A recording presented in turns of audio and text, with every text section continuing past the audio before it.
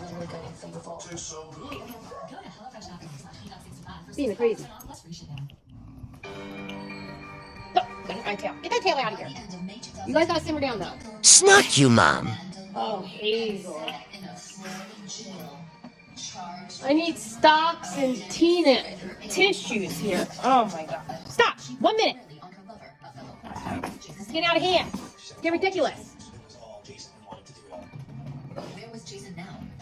After being questioned by the investigators in mid-May, the 27-year-old had fled to Fort Lauderdale, where he had connections in the adult film industry.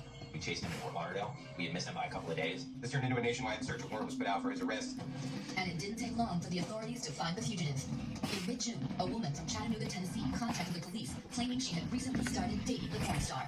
While she was bragging about her away from him, and found out he was wanted for murder. On July 17, 2000, Where are you going? Tennessee police in Where are you going? U.S. Marshals finally apprehended Jason Andrews. She provided sufficient details of where he was working. Where are you going? They were actually physically got him. Oh my god. I can't right now. You guys all have to get down.